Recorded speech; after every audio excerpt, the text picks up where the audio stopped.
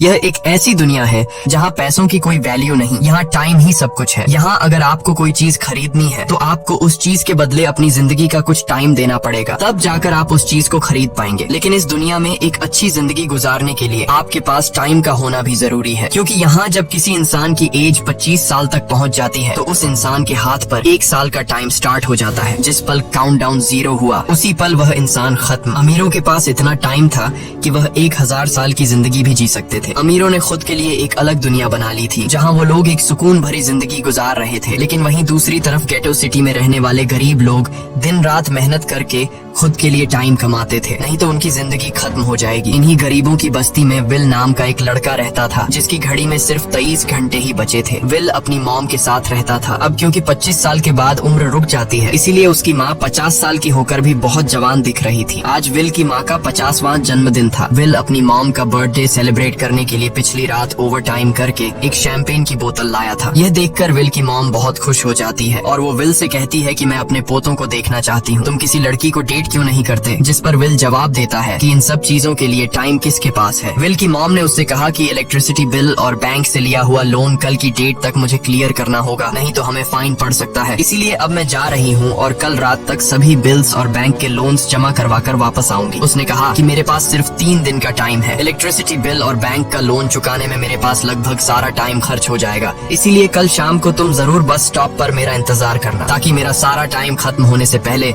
मैं तुमसे कुछ टाइम ले सकूं। इस पर विल ने कहा ठीक है, मैं टाइम पर पहुंच जाऊंगा। जाने से पहले विल की माँ विल के हाथ को छूकर उसकी बॉडी में 30 मिनट ट्रांसफर करती है ताकि विल अच्छा नाश्ता खरीद कर खा सके। इसके बाद दोनों अपने अपने काम पर निकल गए। रास्ते में विल के पास एक छोटी बच्ची आती है। वो विल को एक कैप्सूल देकर विल से उसका थोड़ा सा टाइम मांगती है। विल मुस्कुराते हुए उस छोटी बच्ची को कैप्सूल में अपनी जिंदगी का 5 मिनट का टाइम दे देता है और वह चली जाती है। यहाँ हमें पता चलता है कि यह लोग अपने टाइम को एक कैप्सूल में स्टोर भी कर सकते हैं, जिससे यह लोग कभी भी यूज और ट्रांसफर कर सकते हैं। इसके बाद विल काम के लिए फैक्ट्री पहुँच जाता है। काम शुरू करने से पहले वह कॉफी लेने जाता है, लेकिन वहाँ वह देखता है कि हर एक चीज का दाम डबल हो गया है। जहाँ पहले कॉफी 2 मिनट की मिलती थी, अब उसका प्राइस डबल होकर 4 मिनट हो चुका है। यहाँ पर कभी भी किसी चीज का भी दाम बढ़ा दिया जाता है बिना किसी अनाउंसमेंट के। ये बात विल को बहुत बुरी लगती है। मजबूरी में विल ने भी कॉफी के लिए अपनी जिंदगी के 4 मिनट पे किए और काम पर लग गया। दिन भर के काम के बाद रात के वक्त विल अपने दोस्त के साथ एक बार में जाता है। विल का दोस्त एक नंबर का शराबी था। वह हर वक्त शराब के नशे में टली रहता। विल का दोस्त विल को इशारे में बताता है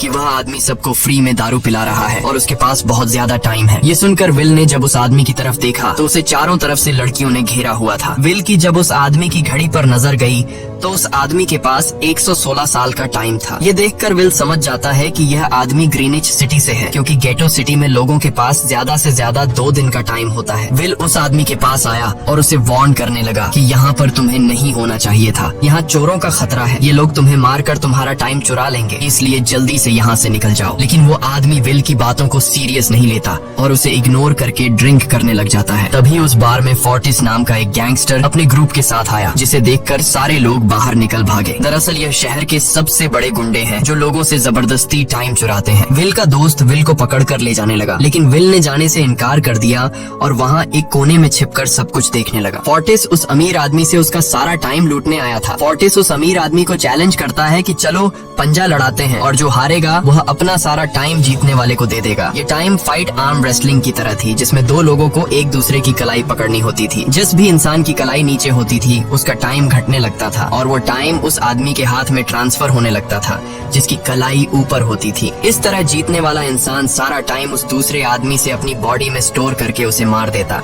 फोर्टिस उस आदमी से कहता है क्या तुम इसके लिए तैयार हो? इस पर उस अमीर आदमी ने कहा कि मैंने बहुत ज्यादा ड्रिंक की हुई है, इसलिए मुझे कुछ टाइम चाहिए, उसके बाद मैं तुम्हारे चैलेंज के लिए तैयार हूँ। फोर्टिस कहता है कि ठीक है, ये तुम्हारी आखिरी ख्वाहिश है, जाओ मैं तुम्हें तैयार होने के लिए कुछ मिनट देता हूँ। फोर्टिस उसके साथ अपना एक आदमी भी भेज देता है ताकि यह भाग न सके। वो अमीर आदमी बाथरूम में आकर बहुत ज्यादा उल्टियाँ करने लग जाता है, क्योंकि उसे काफी चढ़ गई थी। इसलिए अगर वो इस हालत में फोर्टिस से पंजा लड़ता तो इस अमीर आदमी का हारना कंफर्म था। तभी विल वहाँ पर आ जाता है। वो फोर्टिस के आदमी को मारकर उस अमीर आदमी को अपने साथ उस जगह से बाहर निकाल लेता है और उसे फोर्टिस से बचाकर एक सेफ जगह पे ले आया। विल ने उस अमीर आदमी से कहा कि मैंने तुमसे कहा भी कि तुम्हारी जान को खतरा है, तुम जानबूझकर अपना टाइम क्यों बर्बाद कर रहे हो? वो आदमी विल को अपना नाम हेनरी बताता है और वो विल से पूछता है कि तुम्हारी उम्र उम्र कितनी है? विल ने बताया 28 साल। हेनरी ने कहा, मेरी उम्र 105 साल है और अब मैं जिंदगी से थक चुका हूँ। मैंने अपनी लाइफ में हर एक चीज का मजा लिया है और अब मुझे इस जिंदगी की जरूरत नहीं है। मैं जीना नहीं चाहता। ये सुनकर विल ने हैरानी से पूछा, आखिर तुम कहना क्या चाहते हो? इस पर हेनरी ने कहा, लगता है तुम अब तक हकीकत से अनजान हो। क्या तुमने कभी सोचा है कि इस दुनिया में अलग अलग टाइम जोन्स क्यों बनाए गए हैं? आखिर क्यों तुम्हारे टाइम जोन गेटो में किसी भी वक्त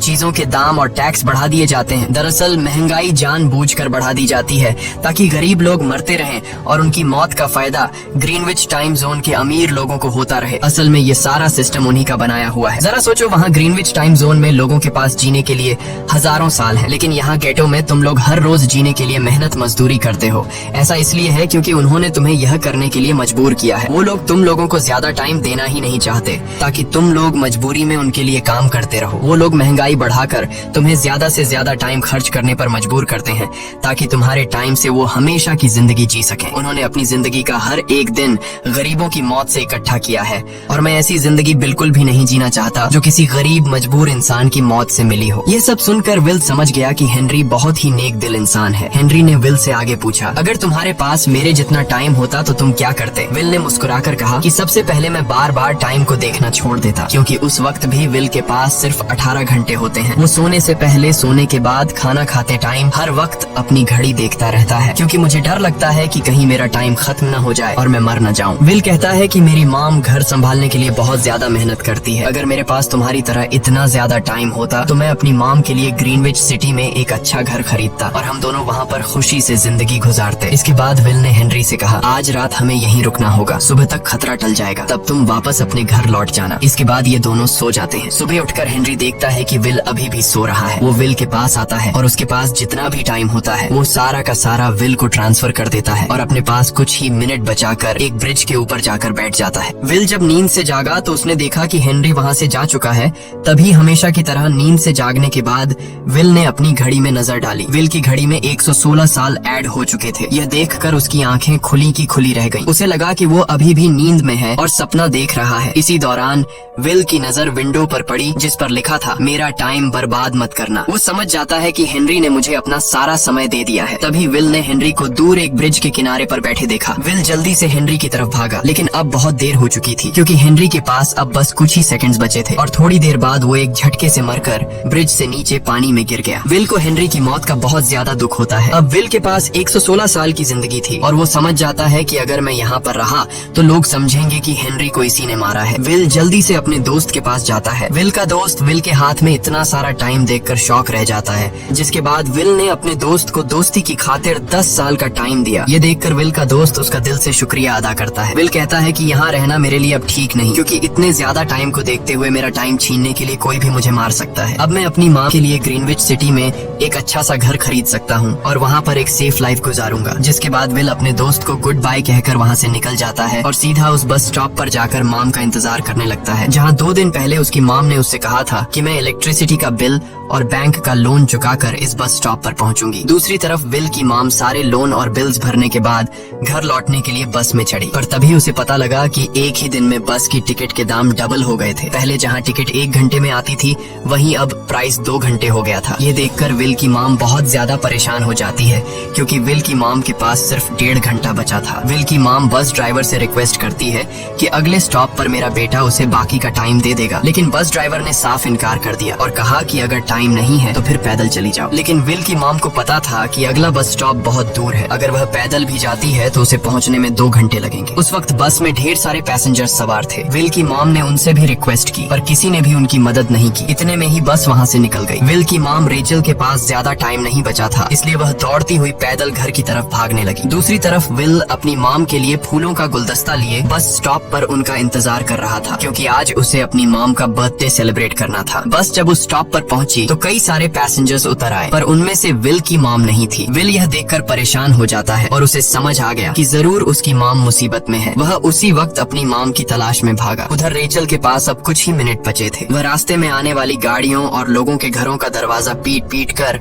उनसे थोड़ा समय उधार मांग रही थी, लेकिन कोई भी उसकी मदद करने को तैयार नहीं था। इधर विल जब कुछ दूर गया तो उसे उसकी मॉम दौड़ती हुई नजर आ गई। अपनी मॉम को भागते हुए देख विल समझ गया कि उनके पास ज्यादा टाइम नहीं है। वह अपना हाथ आगे करके तेजी से उनकी तरफ दौड़ने लगा। उधर रेचल के पास अब सिर्फ 10 सेकंड्स ही रह गए थे। वह भी पूरी तेजी से विल की ओर भाग रही थी, लेकिन जैसे ही रेचल अपने बेटे विल के पास पहुंची, उसका टाइम खत्म हो जाता है और वह मर जाती है। यह देखकर विल को बहुत दुख होता है, क्योंकि उसने अपनी मॉम के लिए क्या कुछ नहीं सोचा था। वह चीख चीख कर रोने लगा। अगली सुबह तक हेनरी की डेड बॉडी टाइम कीपर्स को मिल चुकी थी। ये टाइम कीपर्स वहाँ पर इन्वेस्टिगेशन करते हैं। आज की दुनिया में टाइम कीपर्स होते थे जो पुलिस की तरह थे। इन टाइम कीपर्स का काम भी क्राइम को रोकना होता है। टाइम कीपर्स के ऑफिसर रेमंड ने उस जगह में अच्छी तरह से जांच की, लेकिन उसे कोई भी क्लू नहीं मिला। तभी रेमंड की नजर उस ब्रिज के पास लगे सीसीटीवी कैमरा की तरफ गई। वह सीसीटीवी फुटेज चेक करने सीसीटीवी रूम के लिए निकल पड़ा। दूसरी तरफ विल समझ चुका था कि उसकी मॉम की मौत के लिए ग्रीनिच में रहने वाले अमीर लोग ही जिम्मेदार हैं,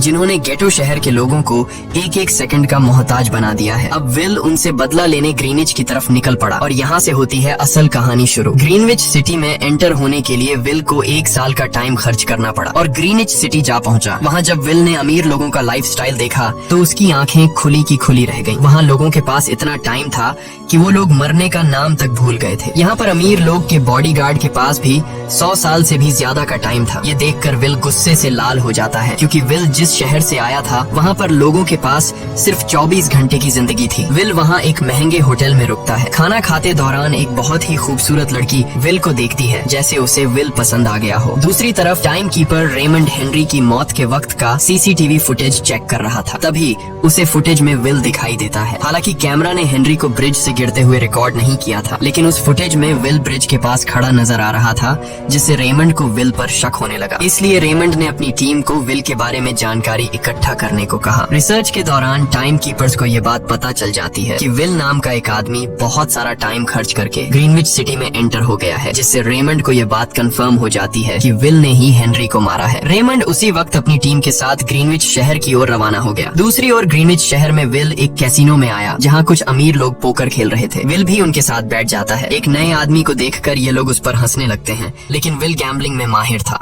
आज उसके लिए अमीरों से पैसे निकालने का सबसे अच्छा मौका था। विल ने फिलिप नाम के एक रईस आदमी के साथ पोकर की बाजी खेली। फिलिप यहाँ का सबसे रईस इंसान है। उसके पास खुद का एक टाइम बैंक है जो लोगों को लोन पर टाइम देता है। फिलिप के साथ उसकी डॉटर भी बैठी होती है। यह वही लड़की है जो कुछ देर पहले विल को गौर से देख रही थी। गेम जब शुरू हो जाती है तब विल अपनी लाइफ का सारा टाइम दांव पर लगा देता है और अपनी माइंड के बदौलत वो फिलिप से 1100 साल जीत जाता है। यह देखकर फिलिप की बेटी सिल्विया विल से काफी ज्यादा इम्प्रेस हो जाती है। उसने विल को कल रात अपने घर पार्टी पर इनवाइट किया। फिर अगली शाम विल एक नई नवेली कार खरीदकर फिलिप की पार्टी में जा पहुंचा। वहीं पार्टी के दौरान विल और सिल्विया डांस करने लगते हैं और सिल्विया मन ही मन विल को दिल दे बैठी। वो अपनी दिल की बात विल से करने ही वाली थी कि तभी टाइम कीपर रेमंड अपनी टीम के साथ वहाँ पहुँचता है और विल को पकड़ लेते हैं। विल को खूनी समझकर सिल्विया भी उससे नाराज हो गई। रेमंड ने सबसे पहले विल का सारा टाइम उससे छीनकर सिर्फ 2 घंटे दिए। उसके बाद वो विल को हेनरी के खून के इल्जाम में गिरफ्तार करने लगा। रेमंड विल से पूछता है कि तुमने हेनरी को क्यों मारा। विल उसे कहता है कि मैंने उसे मारा नहीं था,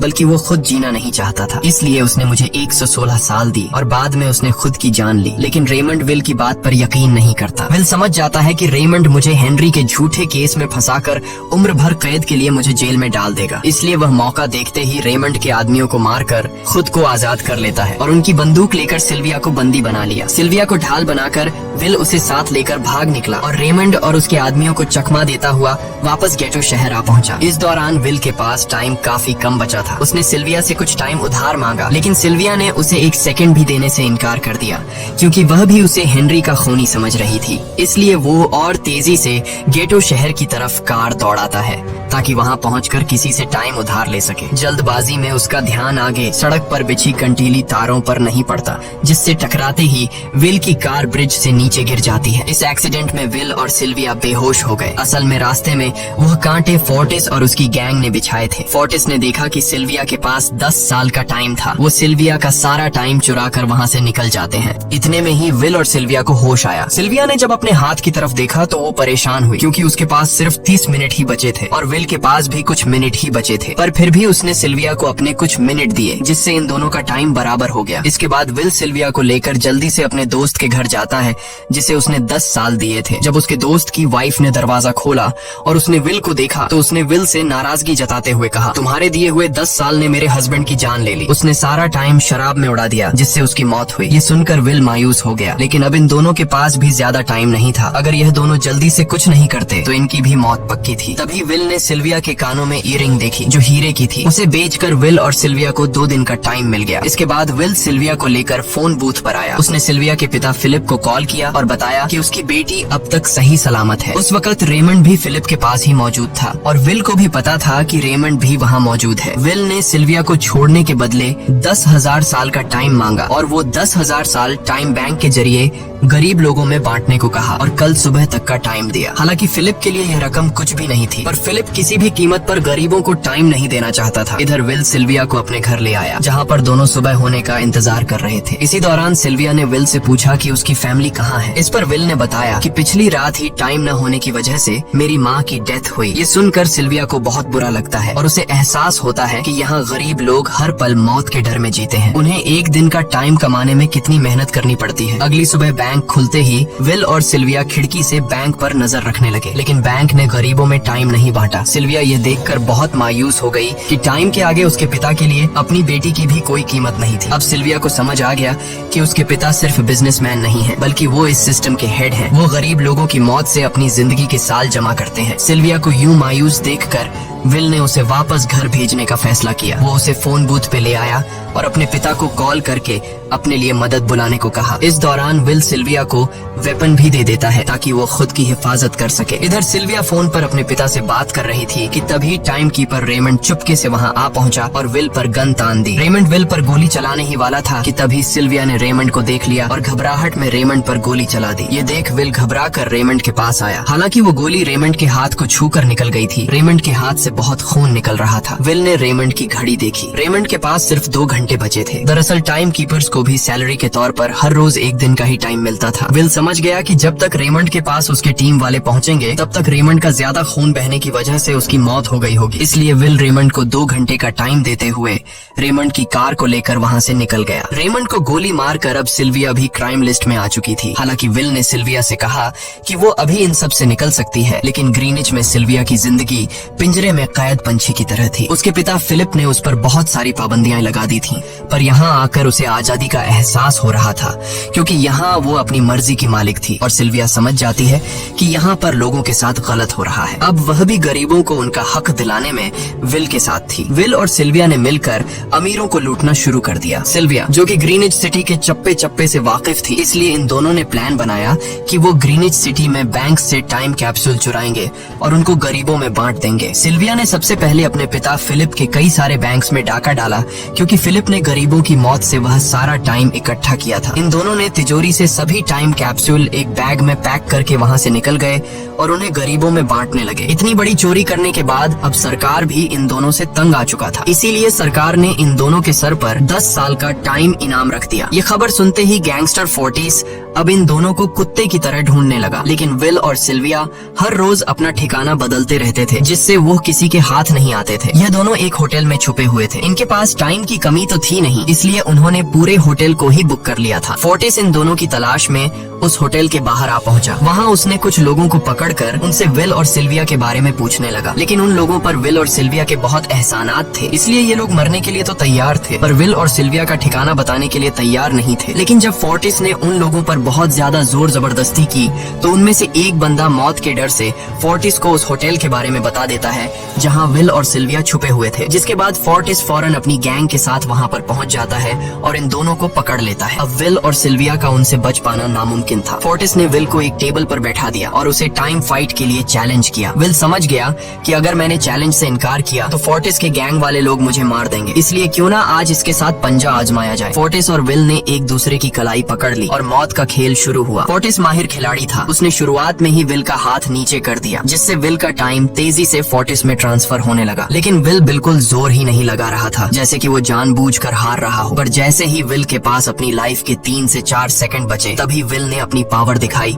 और एक झटके से फोर्टिस का हाथ नीचे कर दिया। फोर्टिस की आंखें खुली की खुली रह गईं। वो पूरा जोर लगाकर अपना हाथ ऊपर करने की कोशिश कर रहा था, लेकिन विल की ताकत के आगे वो ढीला पड़ चुका था। ये देख फोर्टिस के आदमियों का ध्यान फोर्टिस की घड़ी पर अटक गया। अब उनका बॉस मरने वाला था। इतने में ही मौका पाकर विल ने अपने जूते से गन निकाली और पलक झपकते ही फोर्टिस के सारे आदमियों को शूट कर दिया, क्योंकि अगर वो ऐसा नहीं करता तो वो लोग उसे मार देते। इसी के साथ फोर्टिस का टाइम 0 हो गया और वह भी मारा गया। विल और सिल्विया जल्दी से वहाँ से भाग निकले। इसी दौरान उन्होंने देखा कि अमीरों ने सारा खेल पलट दिया था। विल और सिल्विया ने गरीबों में जितना भी टाइम बांटा था उसकी वैल्यू अब कुछ भी नहीं रही थी, क्योंकि अमीरों ने महंगाई के दर को कई गुना बढ़ा दिया था। यह देख विल हारा हुआ महसूस करने लगा और उसे लगा कि मैं कभी भी इन गरीबों को उनका हक नहीं दिला सकूंगा। उसने सिल्विया से कहा कि अब सब खत्म हो चुका है। अगर वो लोगों में 1000 साल भी बांट दें तो अमीर लोग महंगाई को और ज्यादा बढ़ा देंगे, जिससे लोगों की हालत कभी नहीं सुधर पाएगी। सिल्विया ने कहा कि कोई तो रास्ता होगा। इस पर विल ने कहा कि हमें लाखों साल चुरा कर इन लोगों को देने होंगे, तब जाकर हम लोग महंगाई को कंट्रोल कर सकते हैं। हालांकि यह इतना आसान नहीं था, पर सिल्विया ने इसके लिए एक प्लान सोच रखा था। अगली ही सुबह जब फिलिप अपने बॉडीगार्ड्स के साथ ऑफिस पहुंचा, तभी सिल्विया वहां आई और उसने अपने पिता से कहा कि वो सरेंडर करना चाहती है। तब सारे गार्ड्स ने सिल्विया पर गन तान दी, लेकिन तभी वहां पीछे से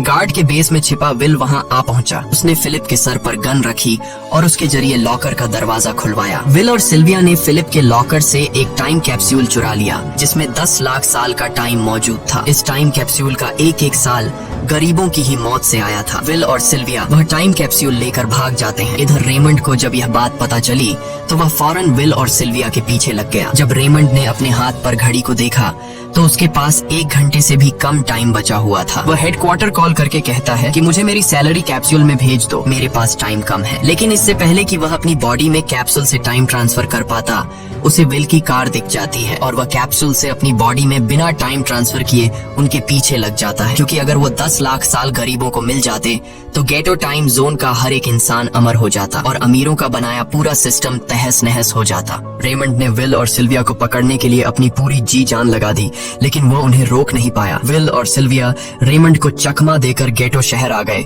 और वह टाइम कैप्सूल एक बच्ची के हाथों में सौंप दिया। उन्हें पता था कि रेमंड सीधा हमारे पीछे गीटो शहर पहुंचेगा, इसलिए उन्होंने इस जगह को छोड़कर एक सुनसान जगह पर चले गए। उधर उन्होंने गीटो शहर के लोगों में लाखों साल बांटकर उन्हें अमर कर दिया था, लेकिन खुद इन दोनों के पास बहुत ही कम टाइम बच जाता है। बदकिस्मती से उसी पल रेमंड ने उन्हें पकड़ लिया। रेमंड ने विल को धमकी देते हुए कहा, अगर तुम्हें अपनी जान प्यारी है तो चुराया हुआ सारा टाइम वापस कर दो। तब विल ने उसे अपनी घड़ी का समय दिखाया। विल और सिल्विया के पास कुछ ही मिनट बचे थे। विल ने रेमंड से कहा, कहीं तुम भूल तो नहीं गए? याद है जब तुम मरने वाले थे तो मैंने तुम्हें कुछ टाइम उधार दिया था, टाइम तो तुम्हें मुझे वापस करना चाहिए। यह सुनकर रेमंड को याद आया कि विल और सिल्विया को पकड़ने की जल्दी में उसने अपने टाइम पर ध्यान ही नहीं दिया। जब उसने अपनी घड़ी पर नजर डाली तो उसके पास सिर्फ 5 सेकंड ही बचे थे, जो देखते ही देखते 0 हो गए और रेमंड मारा गया। विल और सिल्विया रेमंड से तो बच गए थे, पर इन दोनों के पास भी अब सिर्फ एक मिनट ही बचा था। ऊपर से उस सुनसान इलाके में उनकी मदद करने वाला भी अब कोई नहीं था। उन्हें अपनी मौत साफ नजर आ रही थी। इन दोनों ने मायूस होकर एक दूसरे को गले लगाया और तभी विल को रेमंड की कार नजर आई। विल फौरन कार की तरफ भागा